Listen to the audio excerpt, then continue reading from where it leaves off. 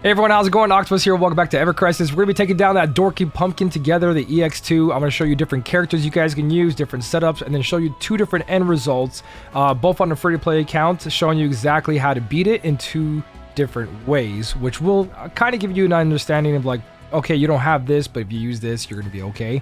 So I'm going to run that step by step, everything, all the characters, all in this video, so I hope you guys enjoy it. Alright, so we're going to start off the video with three characters that are in the win setup that I think are going to be very strong here, and I'm going to compare them to win materia. These are just showing you guys the weapons that you can use. Afterwards, I'm going to show you my team setup. Whatever materia is on my team setup applies for these guys. So that's why I didn't fill them up with materia. I just want to give you some extra characters that you can use if you don't have the same team as me. So first off is Lucia. Lucia is really strong, not only because of her limit breaks, but most of the time you're going to use like your Ifrit or your Shiva Diamond Dust for AoE. But her weapon setup is actually really good for this. There's going to be a phase where there's going to be adds in this, and having AoE wind damage is going to help you so much more, especially if you don't have Diamond Dust or Hellfire at your disposal. These AoE weapons will help. So if you get one copy, you're going to be doing 270% wind magic damage, and it does have boosting in strength and magic along with wind potency. So straight up great weapon for this fight, AoE wind damage. And then you've got Mad Minute, which lowers the enemy's magic attack. So Lucia is a great pickup. If you do have these two weapons, this will really help you in this situation. And I want to compare wind materia to these AoE ones. One Aroa, level 10, right? 3-star only, has 275 compared to an AoE weapon, including Zax I'm going to show you, 270. This costs 4 ATB. The wind materias cost 3 ATB. So they're faster and they're stronger. The only thing is you're going to use these wind AoE weapons only when the adds are up. When the adds die and you need a DPS the boss, you're going to be using your wind materia, be it 2-star, 3-star, or 4-star. 4-star will give you 287, which is 12% more damage. It's not so much of what the stats are over here. It's more of that you're getting that percentage to take from your actual build. So keep that in mind. AoE weapons for adds, single target when it's just the boss. Now, Lucia is character number 1 that's really good for the win setup. Next is going to be Tifa. Tifa is very strong as well because of her motor drive. It's one of the best, like on par with the newest Sephiroth weapon. Going at 790, but we're going to have it just at 6-star doing 420. So materia, AoE weapons, 270-ish, 420. Big difference already. It's got wind potency and huge physical attack.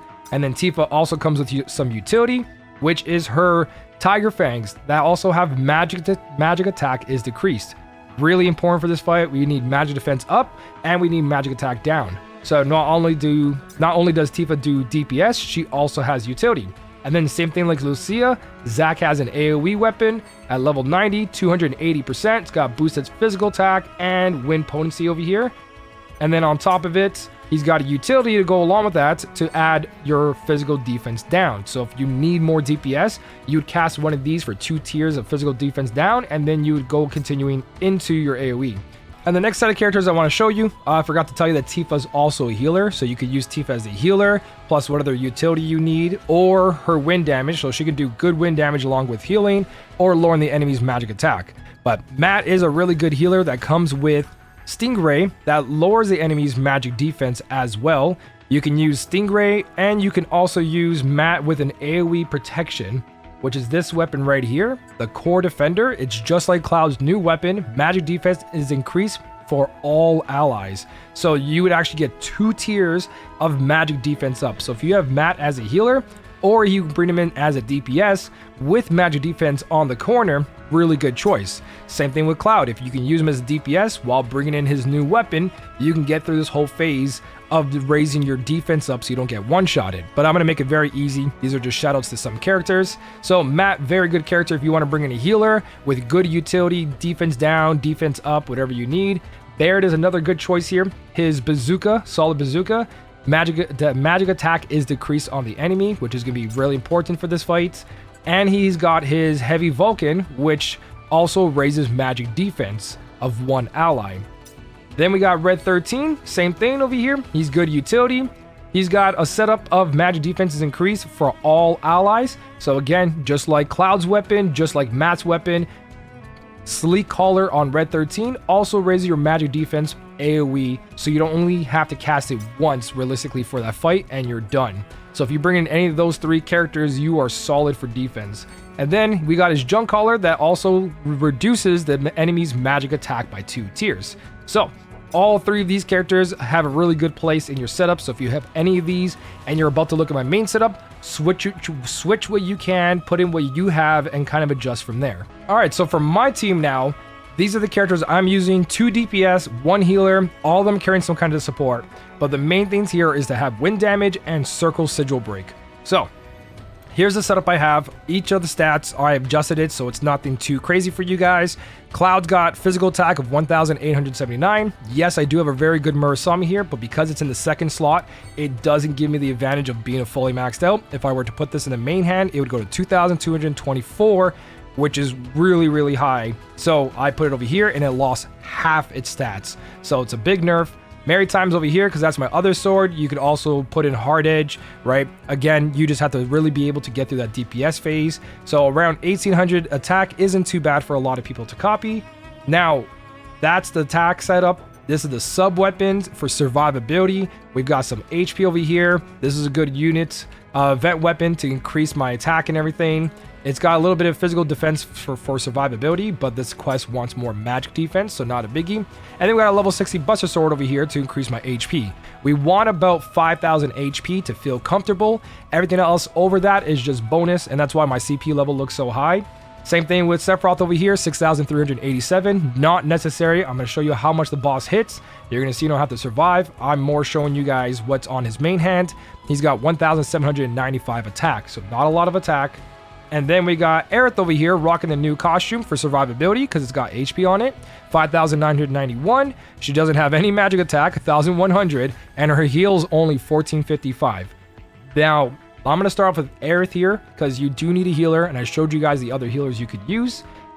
This over here is an AoE magic defense up, but for low tier. So it only does 1, but it does multiple party members, right? Just like Cloud's new weapon, Matt's weapon, Red 13's weapon.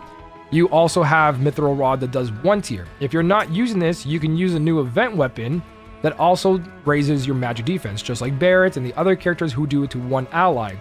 This is going to work as well because I'm going to show you a little trick that's going to make this so much easier, and you can run this in semi and have no problem at all. So you can put that in the front, and if you do put this in the front, it gives you the same stats. If you put in your main hand, you get more healing. So adjust your equipment to what HP you need and try to survive, because everything else damage wise you can get through pretty easily. So if you do need more heals, then you would probably put that in the main hand if you have it fully maxed out for really good heals, and this in the second hand, and that way you would have like over 16 or 1700 healing if that's overboost. So that's Aerith main hand equipment. Then we got Sephiroth's. We're using his sword over here instead of his main one with the ice on one. Whatever you guys have, I'm just showcasing that you can use a free-to-play one that was farmable. And we got Nameless in the corner here to lower some magic defense. Again, this can all be changed. Get your Sephiroth as strong as possible, right? Whatever you guys have, make him as strong as you guys want. I'm just showcasing that you don't need a lot of strength to do this. And then we got Cloud over here, main hand ready.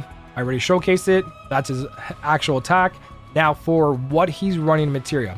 Every single one of these characters, I'm going to back out, is running the most important things, which is a wind materia and a circle sigil break. Wind materia, circle sigil break, wind materia, circle sigil break. They're 3 stars, 3 stars. Aerith is 4 star because I didn't have anything else, not even a 2 star to put on there. Not necessary, and she doesn't have a lot of magic attack, 1,100, so even when that goes off, it's still going to do good damage, but just as much as these guys. So that's the key part, is have circle and wind. You could even get away with 1 less circle if you have a better materia to increase your HP or to increase your attack because you need more damage. But the key things here is this D-Faith. It comes from the story. You get 1 for free, so make sure you go get that. It's at the end of Crisis Core. It lowers the enemy's magic attack by 1. Which is enough to get rid of the buff that's going to start off the fight and later on to reduce damage coming in from attacks. That's key number 1. Put it on one of your DPSs, not your healer. Then we've got Mana Ward over here. And this is going to be the key factor if you're using single buff like the new Aerith weapon and not AoE ones, like Red 13, Cloud, and Mats, the mana ward along with another character, and you could even run 2 mana wards. But because this event's out and Aerith has that event weapon, you could use event weapon because it is mid-tier, where this is low tier. But throw that in there and you're gonna see why. Makes a big difference. And then Aerith just has the stat stick here. She's got a Cura just in case one enemy is just targeting one character. You can heal them up really quickly, but really it's here for the 4.6% heals. This is the story Cura that everyone got. Everyone got this Cura materia, so you guys should have it. I don't know if your stats will be like mine, but look for something to increase your healing to get around 1400 to be very comfortable. And now the last thing is your summons. Hellfire, Diamond Dust. If you're not using AoE weapons like I showed you from the previous characters, even Sephiroth Physical has that whole setup. I'm not showcasing the new Aerith or the new Sephiroth or the new Cloud, because those are obviously going to work here if you guys pull those new weapons, do exactly what I'm saying, and stick on their new weapons, and they'll go beast mode on this without a problem. Especially Aerith and Sephiroth's new costume plus their weapons, so much damage. But that's the setup. Have AoE summons, have the mana ward, have the defaith, and have the circle plus the wind damage. We're going to combine all this together, and I'm going to show you how the mechanics work in this fight. All right, so for the fight itself, I'm going to show you guys step by step, showing you guys the HP and everything. This is all pre-recorded, so I can pause and go through this. The first part he does is he's going to summon these 2 dorky faces. They're going to sit there, and they're going to cause damage to your party, along with lowering their physical and magical attack. So for this phase, in order to beat the DPS race, ignore them, because the buff he gets from it, our defaith is going to take care of that. Now, if you're using Sephiroth like I am, or a character that has magic defense down, save it. Don't do it yet. Make sure you're locked on to the enemy that you want to hit, which is the main boss. Now that he has his magic defense up, is when you start casting magic defense down. If you cast it before that, he'll just erase it and put his full buff on. Now, key thing here is you don't want to go all the way and keep lowering until it's lowered and more, unless you do have a really good 2-tier, 3-tier down, but that's enough. You want to start doing damage. So leave that 1-tier defense there, because you're still rocking with a 3-star, 3000 damage almost, right? So key things here that I just did is I'm making sure I'm full health, and when I switch to defense mode, right, because he's doing Glacial Breath, it's an ice attack, magic, that's the wand, right? What you want to do is have a defaith on him, magic attack down, and you want to heal to full health. So everyone's full health, and Cloud automatically did this. Here's the trick. When you're in semi mode, right, you don't have to jump back and forth between characters. Watch their ATBs. As long as Cloud had 3 ATB and Aerith has 5 ATB, she'll cast Cure, he'll cast Defaith, and anyone who holds Mana Ward will increase the defense if the defense is decreased. So all you have to do is switch into defense mode at the last second for your Aerith to heal and your Cloud to Defaith, and you don't have to jump back and forth between characters. So you can do this all in semi mode and have a lot of breathing room not to freak out. So right there you saw, let me rewind that one more time. My HP was actually not that bad, right? So the first attack, 3,564, 2,891, depending on their magic defense that they have from their subslots. So everyone survived. 6,000 HP is not necessary. You could have survived that with 4,000, right? All right, so after all that, the surviving the hit and everything, he's going to consume, grant me your strength. He consumes his allies, the ones that are only doing debuffs to you guys, and he's going to take them in for more magic attacks. So whatever debuff you have there is not going to matter. They're going to go in, and now his magic attack is way up high. It's got 2 tiers on it, right? So this is where you want to switch to your DPS that has the Defaith, or go in defense mode, like I said, and you can see Cloud is casting Defaith, right? Make sure you're doing some DPS here. It's still a DPS race, right? Cloud is naturally put on Defaith. If he doesn't, put in switch to defense mode, and he'll do it. This allows you to survive this attack right here. So again, what the Defaith put in, my HP was only like 2,700 there. 2,900, 2,700, 2,300. Again, 6,000 HP, not necessary. So we survived. Our healer is going to heal up once that ATB goes up. You don't have to go to her. Just switch to defense when you see it. During this phase, it's save your ATB to now attack one ad to half HP and then the other ad to half HP because you're about to get your summons. And this is where the AoE weapons or your summon come into play. So once he's done that AoE attack, try not to use any abilities. Get ready to burst this guy down and get ready to burst that guy down. If you don't, you're going to notice that there's these debuffs happening on you, right? These are magic defense down. After this phase, he's going to do another big AoE attack that will kill you. So the faster you kill these ads, the less magic defense. We have 4 tiers down right now. So we got one to half, got the other one half. As soon as your summons are up, use them right away. That way, you'll be ready for the next phase. Shiva's not going to do any damage here. Doesn't matter how strong she is because they resist ice. It's just to give a multiplier bonus to Ifrit, and Shiva put together. Almost kill them, but not enough. But it's okay if you don't one-shot them. Now, just go to each one, finish them off, because this is a race to break the sigils as well. So I did a little mistake there. But yeah, you want to control your DPS going back and forth, or they're going to try to defaith and debuff them. So try to jump between your 2 DPS if they have that. Now you just spam Sigil Break, and this is where you're going to have that easy time. If you have the limit break for Aerith, use the heal, right? Don't waste any time healing with your ATB gauge, because now you have to raise your defense back up. It's lowered by 5 tiers. So right here, do a little damage. The DPS that doesn't have Mana Ward, make them do Mana Ward after this is broken. You don't have to use Mana Wards. If you have to, go ahead. But you can saw my healer was raising defense up with her AoE heal one.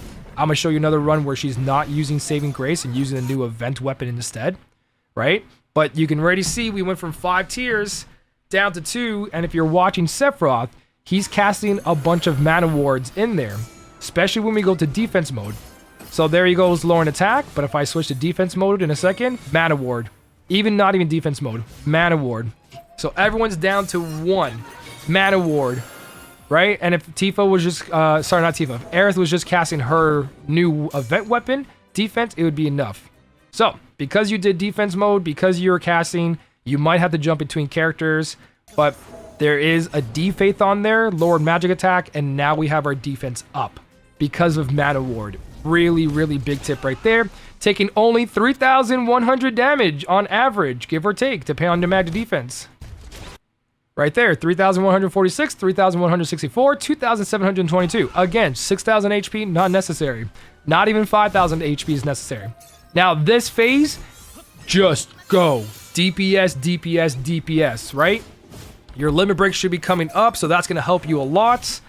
Diamond Dust, Hellfire, put them together. Don't separate them. You can lower the defense if you want, if you have those defense down weapons to make this easier and faster. My Cloud using Defaith is a waste of a DPS, and that's why I say jump between them. I have another run where I don't use the AoE, defense wand on Aerith. I end up using the single target one, and you can see in that run, I'm going to go jump back and forth. I might just show you the end results, but yeah. So here we go. This is the last little bit of HP. Summons come in, they're doing damage. This is a run where Aerith has the AoE defense, but she doesn't have the wind materia. So there is no extra DPS coming from her. She's just sitting there and healing, and that's it. But during this phase, you don't want to heal. This is a DPS race. So that's one way of showing you guys how to do that. Okay, so this is going to look exactly the same to you guys. I'm going to skip the first part because, again, it's just DPS the boss. Go in there, survive those hits. The part that's going to be different is now that Aerith, so that's the AoE attack coming. Here comes a big AoE. So from this point on, again, we survive the hit, right? And when we go to Aerith, you're going to see that she has on the new event weapon instead. Mine's not maxed out, or it would be on the main hand. I immediately switched to the ads. You can see me switch between Cloud, and I'm going to switch back to Sephiroth, Cloud, Sephiroth, Cloud, Sephiroth. Every time they have ATB available, right? Switch to the other enemy, and now you can see how fast the ads are dying because Aerith actually has a wind material on her, right? My summons are not even up yet, and those ads are almost dead. So you can kind of get away with not using the AoE on these summons and use an AoE weapon instead of any sorts. So summons come in, they kill the ads, right? Hellfire is going to be casted, and then a little bit more on the ads there, and you can already see my Sigil Breaks phase is way better just by putting a wind material on my healer. Now that Sigil Break's going to go really quickly, and here you're going to notice after I break them, because my healer is a little bit different. So here comes the final break, and now this is where I'm talking about. I switch to defense mode for the heals, get everyone up, and you're going to see that the defense, same thing, healing wind, My defense on my characters are going down really quickly, and we have Solid Mana Ward, which is a new event weapon, along with Sephiroth just casting Mana Ward. See that? Look at those defenses. Defense is completely gone. If you play in manual mode, you can select who you want to protect if they have really bad HP and carry someone even lower. But again, magic defense is being raised and magic attack is being decreased by Cloud. And you're constantly DPSing in between as much as you can. So there we go. Last little hits. I'm getting ready. Go defense mode. So you can see even with the AoE defense up or the single target defense new event weapon, both of them work. 3,000 damage only. Right? And now don't care about your HP because he's going to start casting big bars. And for this run here, I don't even use my limit break in the end because Aerith having actual damage on her helped with the ads and helped with the DPS race. So even though I got Diamond Dust and I'm about to get Hellfire, I completely ignore it and I just keep switching between my two DPSs. See how Cloud is casted a D-Faith? You don't want that to happen. You want to switch between them to constantly cast that wind materia instead. So I was like, okay, let's push it here. Let's not use these super powerful summons, right? Because we were killing ads really quickly and we had a lot of sigil break time left over. So the summons aren't necessary the more materias you have on the whole party and the more strength they have. So there's two ways of doing it and taking this guy down without a problem. So that is pretty much everything. If you guys got a different setup you completed this with, leave it down below for everyone to see so they can copy it and get ideas from you, because this is just one way of beating it and there's other ways definitely of taking this down. So hopefully something in this video or the comment section helps you guys out. If you ever want to catch on my live streams or be part of the Discord, huge community constantly helping, links are down below. Thank you guys so much for watching. Keep on smiling, and I'll smell y'all later.